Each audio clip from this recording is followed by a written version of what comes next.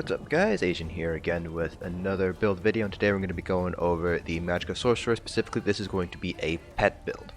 So pet builds in Wrathstone have gotten a nice buff, both from the buffs that have been seen with just Magicka DPS in general, but also because of a couple of changes to the Magicka Sorcerer passives themselves, as well as a little bit of an update to how the normal pet attacks have been scaling. So right now, pet sorcs are actually able to pull higher DPS than non-pet sorcs on a much more consistent basis now. So if you are going to be playing a Magicka Sorcerer, I would highly recommend taking a look at pet sorcs as a potential option. Now that there have been a lot of quality of life updates with pets, they're no longer seen as necessarily detriments to any sort of endgame raid now. There's actually, they ignore mechanics, they're invincible, so they can't be targeted by certain boss mechanics. While there are still a few quirks with running pets in trials, they are now far more acceptable now than they were 3 or 4 patches ago, back when they were actually causing a lot of issues in trials. So just like the rest of our build videos, we'll be going over our gear, our skills, our CP points. We'll be basically recreating this build, giving you everything you know in order to make this yourself. I'll be going over a couple of gear substitutions that you might want to consider making depending on what sort of DLCs you have, how much time you have to farm the gear, your RNG luck with farming gear and things like that, as well as the ease of getting specific sets.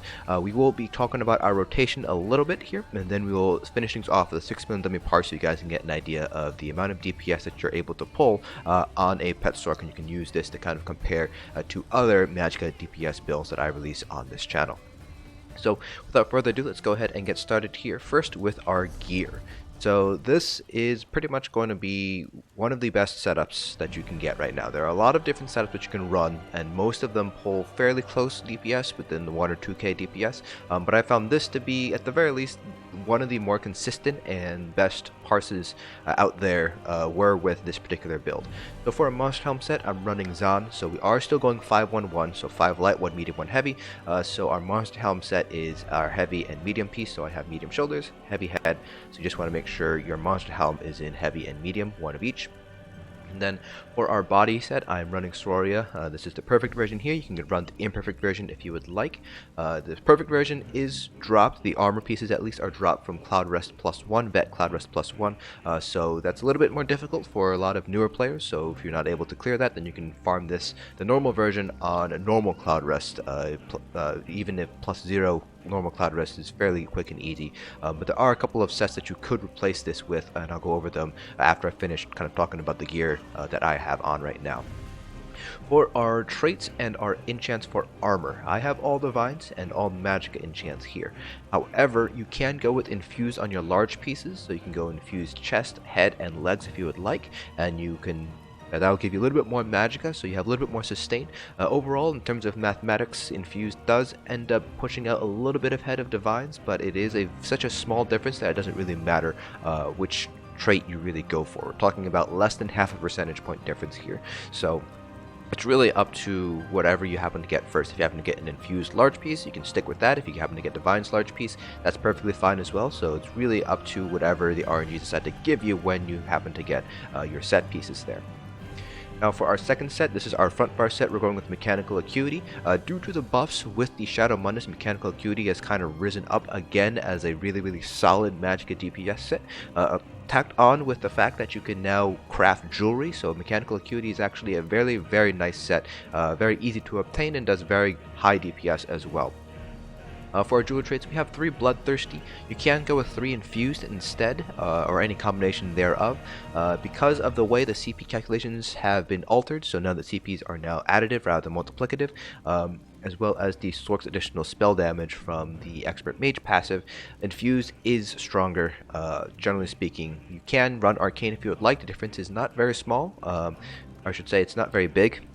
And if you're running a pet build, Arcane might be a little bit better because pet damage does scale off of max Magicka. It doesn't scale off of spell damage or anything like that. But Bloodthirsty, 3 Bloodthirsty is typically speaking going to give you the highest return on DPS. There are going to be some trials where Infused is going to be a little bit better just because of the way the fight works. But generally speaking, you kind of want to try to stick with at least 1 or 2 Bloodthirsty on your jewelry pieces.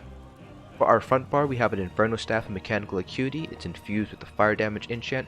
And then for our back bar, we have a Maelstrom Inferno staff infused with an Absorb Magicka enchant. So you still want to stick with Absorb Magicka. So even though Bretons do, I am a Breton if you guys haven't noticed, Bretons did get a nice sustained bonus. Magicka Sorcs still have a very difficult time sustaining. They're probably one of the worst Magicka sustaining classes out there, probably only second maybe to Magicka DKs. So you still want to have that Absorb Magicka enchant on the back bar. If you are a Breton though, you can reasonably replace this with a Berserker enchant or a shock damage enchant and run gold food with orbs, and that'll be able to sustain you in a full light attack rotation in a raid. For my testing, I used parse food, which is very close to mimicking blue food with just orbs, and I was just barely able to sustain a 6 million dummy on a full light attack rotation running Berserker enchant on the back bar. With the Absorb Magic enchant, I did end up over sustaining a little bit, but that's kind of something you're going to have to take into consideration here. So I would probably start off with an Absorb Magic enchant, and then depending on how your sustain feels in a raid, you can swap that out for a shock or a Berserker enchant if you would like. Just bear in mind that the Absorb Magicka enchant does give you about 200 or so, 210 effective additional regen, flat regen. So it is actually a very strong sustain tool. So like I said, I recommend starting off with the Absorb Magicka enchant, and if you find that you don't have any issues with Magicka sustain, then you can think about swapping it out with a Berserker enchant on the back bar there. This only applies for Bretons, so High Elves, Dark Elves, you guys, Khajiits, you guys will probably want to stick with Absorb Magic enchant because you don't have any sort of additional sustain that really offsets the high drain that Magicka Sorcs have to deal with. So in terms of other sets that you can run, starting first with our Monster Helm set, there are a total of 3 other Monster Helm sets that I can recommend you run depending on the situation at hand. The first one is going to be, if I can find it here, going to be Ilambris. So Magicka Sorcs do have both shock and flame damage, unlike a lot of other Magicka DPS classes where it's pretty much only magic and flame damage. So Ilambris is actually fairly decent to use if you want to play at range. So Zaan does have the limitation that you have to be in melee range, so you can run Ilambris instead. Ilambris does also have a limitation as well, and that's the fact that it is a static proc. So once the proc happens, it pretty much stays in place for those 5 seconds. So if the boss moves out of that, then you will end up losing that damage from that proc. So that's kind of the downside of running Ilambris there. But it is a very nice set to run as a ranged DPS. Magicka Sorcs are probably the only ones who are able to make good use of Ilambris in this matter. The other set that you might want to consider running is going to be Valakut Skoria. This is pretty much a slightly weaker version of Ilambris, just because it has max health rather than max magicka as the 1-piece, but the 2-piece does pretty much guarantee you're going to have that hit. So it's not like Ilambris where if the boss moves out of it, you completely lose whatever additional damage that proc could have done. Valakut Skoria does all of its damage in 1 hit. So if you are fighting mobile boss and you have to play at range, then Skoria is a very solid choice as well, just because you have that consistent damage there. Final set that you want to consider, let's see if I can find it. I don't know if I have it out. Going to be Grothar. So Grothar is going to be used for those of you guys who can't access Zaan, but you still are able to play at melee range. Grothar is going to be the next best set. You have that max magic bonus on the 1-piece, and then the 2-piece is a very strong bonus as well. It's a very easy proc. Condition is just whenever you deal damage. So Grothar is actually going to be the strongest Monster Helm set in melee range if you are not able to access Zaan. So you do need the Dragon Bones DLC in order to get Zaan. So that's just something that you do want to kind of keep in mind if you are not able to get the Zaan Monster Helm set.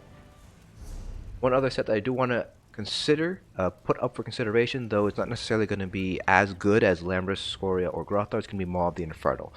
This also has the issue that it actually summons out the Daedroth, which can be kind of an issue for the tank, so I personally don't usually recommend running Maw of the Inferno. The proc chance is fairly decent. It's only when you deal damage with light or heavy attacks, which if you are light weaving properly, then there's a pretty good chance to proc. The 1-piece is only max health, so it doesn't really help out your damage there, but the actual Daedroth itself does do a pretty decent amount of damage. That being said, though, there are some limitations, mainly the fact that it summons a Daedroth, and it could end up doing some weird things with tank, with boss positioning, as well as targeting, because when the Daedroth is in the process of being unsummoned, it actually counts as an entity, and it can block certain abilities from going off, single target abilities from going off on the boss that way. So while you can run Maw of the Inferno, I don't typically recommend Magicka Sorcerers running Maw of the Inferno as their Monster Helm set. Now, in terms of other body sets that you could run, Siroria is only one potential option, so you do need to have access to the Somerset expansion in order to use Siroria, but there are some other sets here. So naturally, one of the other sets that you might want to consider running, if I can find it, there's a lot of sets here. It's going to be Necropotence. So Necropotence is an overland set that you can get from Rivenspire. You can farm it, you can buy it, and it is a very, very powerful set, especially for pet sorks, because pet damage does scale off of max Magicka. Now that Necropotence is affected by CP, it is stronger than ever now. So if you aren't able to get Siroria, you can run Necropotence in the meantime. Body pieces are fairly cheap, and I'm not going to say they're inexpensive, but they're fairly cheap, and it's relatively easy to get these Necropotence pieces as well. Let me see. Do I have other sets here? I do have one other set that you might want to consider running on the body. It's not going to be quite as strong as I have it out. It's not going to be quite as strong as Necropotence. Here it is, Mother's Sorrow. So Mother's Sorrow is an overland set that you can get from Deshaan. So again, very similar to Necropotence. You can farm it or buy it off of guild traders. It offers spell crit. So where Necropotence gives you max Magicka, Mother's Sorrow gives you spell crit. Now, it's not going to be quite as strong as Necropotence, just because Magicka Sorks don't have quite as high critical damage compared to like a Nightblade or a Templar, but it is still a very nice set to hold on to in case you don't really have Necropotence pieces. I believe Mother Sorrow body pieces are a little bit cheaper than Necropotence pieces. Again, I'm not going to say they're inexpensive, but they're a little bit easier, a little bit cheaper to get than the Necropotence pieces. One final set that you can run if you're just starting off and you don't have any of these pieces farmed up at all, but you still want to run this in trials or things like that, is going to be Julianos. So Julianos is a crafted set from Hrothgar, so you can buy it, you can charge somebody to make it for you, you can craft it yourself. It does require 6 traits in whatever piece that you want to create, and it offers just spell damage. So it's a very, very solid beginner set. So I would recommend Julianos for anybody who's just starting to get into Magicka Sorks or Magicka DPS in general, as a kind of holdover set for your body set while you're trying to farm up other sets as well. Now for front bar sets, there is one other set that I do want to mention here. Actually, 2 other sets that I want to mention that you could run on your front bar set. I don't believe I have it. Oh, yes I do. So the first set is going to be Burning Spellweave. So this is a light armor set from City of Ash, so you have to farm it from dungeons, either 1 or 2. Obviously 1's a lot easier to clear, so I would just recommend just clearing it on 1. You can do 2 as well if you also want to farm the Valken Skoria helm for any Magicka DPS that you might have. Burning Spellweave just offers a lot of spell damage when it procs, so it has an effective max spell damage of, I believe, around 340, 350 or so, which is higher than the static spell damage that Julianos can provide for you. It does carry over to your back bar as well, so Burning Spellweave is a pretty solid set to hold on to. Even if you're not going to be using it on a Sork, if you have other Magicka DPS, I would recommend picking up Burning Spellweave. The other set that you might want to consider running, if I can find it again, is Spell Strategist. So this is a light armor set that you can get from Rewards of the Worthy. So you have the PvP, every 25 AP you get a Rewards of the Worthy chest, a coffer I should say, and you have a chance of getting Spell Strategist pieces. The Spell Strategist is a very, very solid set. It basically, whenever you deal damage with a light attack, you gain a pretty hefty spell damage boost, 500 when it's completely golded out. And then again, very similar to Burning Spellweave, this does carry over to your back bar. Now for a Pet Sork in particular, the additional spell damage is not going to be quite as strong, just because again, pet damage is scaled off of max Magicka. But if you do want to run this on another Magicka DPS, or if you want to run a non-Pet Sork for whatever reason, you do want to pick up Spell Strategist. So Spell Strategist, you will have to either farm it by doing PvP, or you can purchase the pieces off of guild traders. The pieces are fairly expensive, but if you have any other Magicka DPS, I do recommend picking up Spell Strategist there. So those are pretty much all of your different gear options that you could run on this build here. Now moving on to our character sheet, I am a Breton. From my experience, while Altmers do a little bit more DPS on 6-minute enemy self-buffed parses, they do have a lot more issues with self-sustaining. So Bretons, in my opinion, are probably going to be the go-to race for at least Magicka Sorks, just because you have a very difficult time sustaining as a Magicka Sork, because you have such a high drain, especially if you're running a pet, you have to activate that Tormentor ability. So Bretons, for me, are going to be the best option for Magicka Sorks. You can go with the Altmer, the High Elves, or the Dunmer, the Dark Elves. The difference between them is very, very small, but you do lose out on some sustained passives there. Khajiits are another option. They get 10% additional crit damage done, so that's helpful. They do have a lower overall additional max magicka, but they do have max health and max stamina tacked on top of that, so you do get a little bit more survivability that way and a little bit more stam. Very similar to Dark Elves. Dark Elves do get some additional max stamina, which helps out if you need to dodge roll or block for whatever reason in trials. So you want to take that in consideration as well. So those are the 4 races that you could consider running as a Magicka Sorc. Attributes, all points into Magicka, not very surprising there. If you do want some more survivability, you can shift just a handful of points over to health. I personally wouldn't put more than like 10 or so into health. Even that's kind of pushing it a little bit. You don't want to give up too much max Magicka because then you're giving up a little bit too much DPS there. In terms of our Moondancer, I am using the Shadow. The Shadow got a very hefty buff in Wrathstone, so now with 7 Divine Speeds, it increases your crit damage by 19%, which is a very large buff compared to what it was prior to Wrathstone, so I do recommend picking up the Shadow. You could also run the Thief as well. They are pretty much trading blow to blows in terms of DPS, so you can run either the Thief or the Shadow. I personally prefer the Shadow, but it's kind of up to you which one you want to run here. I would normally be a vampire. I am not typically a werewolf, but I was testing out a couple of different builds, werewolf builds on a Stam Sorc earlier, so I could not get the vampire skill line without carrying this first, but typically speaking you will be a vampire for the 10% additional Magicka regen that just helps out your sustain. Then for food, I am using parse food for the purposes of, just doing the parse at the end of the video, but you would normally be running Clockwork Sister's Fillet instead, or Witchmother's Potent Brew. So this just gives you max health, max magicka, and magicka regen. As a Magicka Sorc, I think I've said this a few times now, you have very, very high drain compared to regen, so you do want the additional regen by running Clockwork Sister's Fillet or Witchmother's. Otherwise, you're just going to be starving for resources the whole time, and you will have to run Spell Sim, which is going to be, generally speaking, DPS loss, just because you're using a spammable slot for sustain instead. So you do want to run Clockwork Sister's Fillet or Witchmother's as a Magicka Sorc. You really don't want to be pushing blue food. Now moving on to our skill bars. We have Crystal Frags, Elemental Weapon, Daedric Prey, Endless Fury, and the Twilight Tormentor on the front bar, and then for our ultimate we have the Greater Storm Atronach.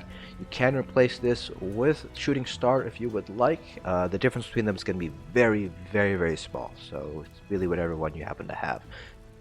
Then for your back bar, we have Liquid Lightning, Blockade of Fire. This is where we would have our shield. So our shield would be the Sorc shield here, Conjured Ward. I personally prefer having Empowered Ward for the additional minor intellect, but you can go with Hardened Ward if you would like. But for purposes of the parse, we will have to use Elemental Drain, so that's why this is there, but normally this would be where our shield is.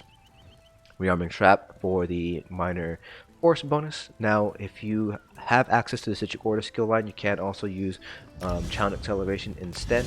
This does give you minor force as well. There is a cast time associated with it, but you don't have to be within melee range, unlike with Rearming Trap. So if you have to play at range, you can run Challenge Acceleration instead of Rearming Trap there.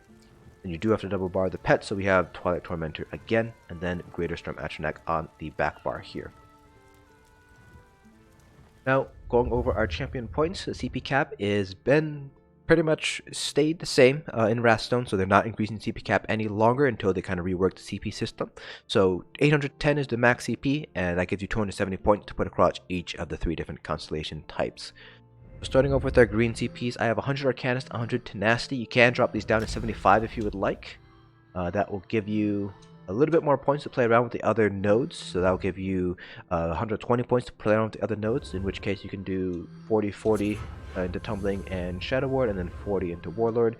But if you'd like, you can put 100-100. You might want to do this just because Max Works do have, again, very high drain compared to regen, so you might want to push up that last percentage point there. For our blue CPs, I have 72 into Elfborn, 64 into Elemental Expert, 25 into Spell Erosion, 9 into Staff Expert, 66 into Master at Arms, and 34 into Thaumaturge. Finally, for our red CPs, so this particular configuration that I have is kind of a very generic approach to red CPs. Depending on the content that you're running, you might want to shift some PvP points around in order to kind of maximize your resistances, so to speak, your damage mitigation for that particular trial. So 81 Ironclad, 61 Thick Skin, and 64 into Hardy and Elemental Defender. Alright, so that's pretty much all the build information, so let's go ahead and talk about our rotation. The rotation is fairly simple. You have your 2 dots on the back bar that you want to maintain, Liquid Lightning and Blockade of Fire. Then you have your source of Minor Force, in this case Rearming Trap, or Challenge Acceleration that you also want to try to maintain as best you can. Now the Twilight Tormentor has what's called a reverse execute. Basically it deals more damage to enemies above 50% health. So while the enemy does have above 50% health, you do want to activate this ability. Once your enemy falls below 50% health, you don't need to activate the ability anymore, because then it does absolutely nothing for your additional DPS. So once you cross 50% threshold, you don't need to keep up Twilight Tormentor anymore. Other than that, it's pretty much use Elemental Weapon. Try to keep Daedric Prey up as much as you can, because it does cause your Tormentor to do more damage, as well as your Storm Atronach. This will be the ultimate that you will be using. Even if you have Shooting Star in the front bar, you still want to use Greater Storm Atronach. It just does more DPS and provides more utility to the group through that Charged Lightning synergy. Once you get your Crystal Frag procs, make sure to get rid of it right away. Basically, you want to use it as soon as it procs. That way you can kind of clear the stage, so to speak, for another Crystal Frag procs. So the danger is if you continue to use abilities that use Magicka while you have Crystal Frag procs active and you don't use your Crystal Frag procs, you can basically refresh that proc, so you basically wasted a proc. So as soon as you see a proc go off, you want to use it right away. It also just helps out your sustain, because the cast will cost 50% less Magicka that way. So you're basically using slightly less Magicka if you get the proc off right away. Now for this particular rotation, I do use a dynamic rotation. So I have kind of shifted more towards dynamic rotations rather than static rotations, just because dynamic rotations do give you better uptime on your dots and therefore better DPS, but you can go with static rotation if you would like. Generally speaking, you do want to pre-buff with Rearming Trap or Challenge Acceleration, so you just want to keep that going, keep your dots going.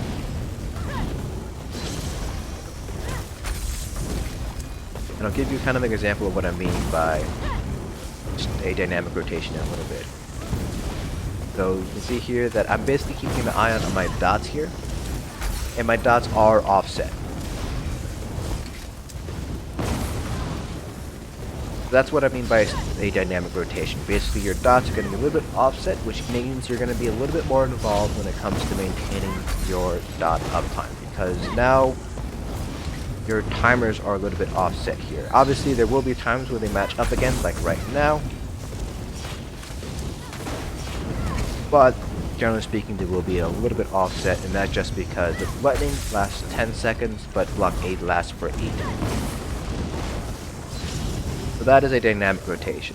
Now if we want to do a more static rotation, it's pretty simple. Basically your backward rotation will always remain the same no matter what. So your backward rotation, if you want to do a static rotation, will just be Liquid Lightning, Blockade, Trap, and once they run out, you just want to recast. So you'll notice that when I do that, I do have about an additional second left on the Liquid Lightning timer there. So I do end up slightly overcasting Liquid Lightning. So I'm not getting quite as much DPS as I potentially could get if I was running a dynamic rotation. That being said, a static rotation is a lot easier to remember, just because your rotation is pretty much the exact same when you go to your back bar. It's always going to be Liquid Lightning, then Blockade, and then Rearming Trap if you are using Rearming Trap.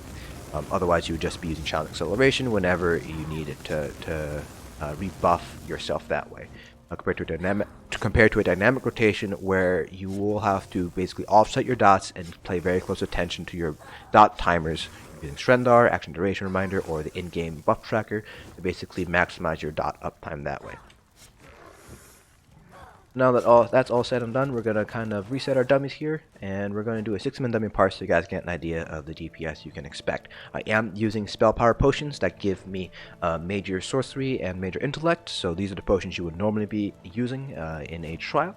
And again, this is self-buffed, so I'm not having any sort of outside help. I'm not having orbs, I'm not having somebody apply Ellie Drain, I don't have a Warhorn, anything like that. So do bear that in mind when you want to compare to some other content creators who might be using outside sources of buff. So this is completely a self-buffed test.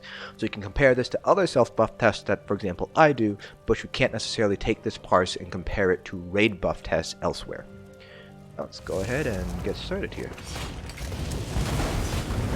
I personally also like the bar swap council out of the Greater Storm Atronach summon animation. It happens when you use it.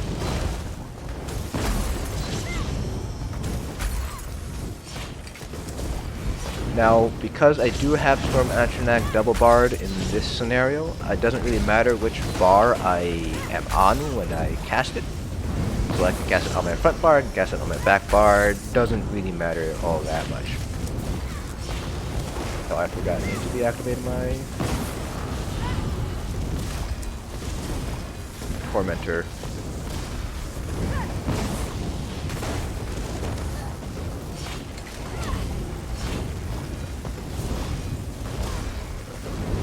Again, once we reach 50%, we don't need to activate the Tormentor ability any longer.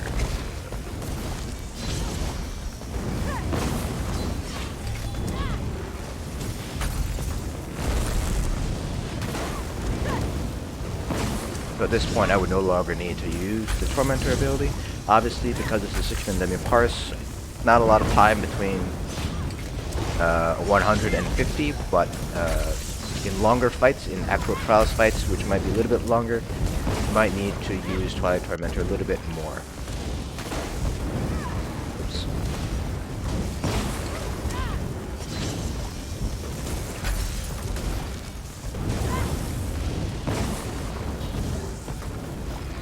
Once we reach 20%, we're going to replace Elemental Weapon with Endless Fury instead. Now at this point, it's up to you whether you want to continue to use Daedric Prey or not. I personally drop it, but you might want to consider keeping it up.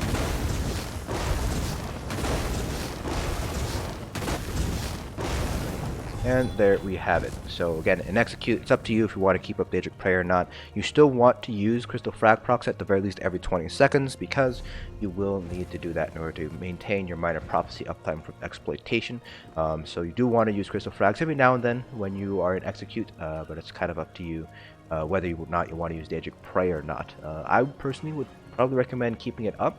In terms of the 6-man dummy parse, whether or not I kept it up wouldn't have really mattered too much to overall DPS, but in longer fights you would probably want to keep Daedric Prey up because of the Tormentor DPS as well as your Greater Storm Atronach DPS as well. So we pulled just shy of 51.5k here. So you can see light attacks make a very large portion of our DPS here. We want to make sure that we're weaving very well, so you just take the hits divided by our time in combat, and that should be ideally around 0.9 or so. Blockade of Fire, Liquid Lightning, and you can see here the Twilight Tormentor is very, very strong just due to the changes that happened with calculating out pet damage. They now inherit things like spell crit and spell damage and all your buffs that you might have, so it's very nice to have that. Now there is going to be a little bit of RNG involved with max sort parses just because of Crystal Frag procs, but Crystal Frags is very, very strong. You can see here we managed to get a max crit of about 50.8k or so nice to have that there as well. In terms of drain versus regen, because we're a Breton and we did have that absorbed Magicka enchant, we did have very nice, much smaller disparity than we would normally have if we were like an Altmer or a Dunmer, for example. But again, Mag Sorcs do typically have higher drain compared to regen than other classes, particularly Nightblades. The only class that kind of comes close to their kind of disparity would be Magicka DKs. So that's pretty much it for this build. If you guys have any questions or comments, please feel free to leave them down in the comment section below. Hope you guys found this video informative, and I'll see you guys in the next dungeon.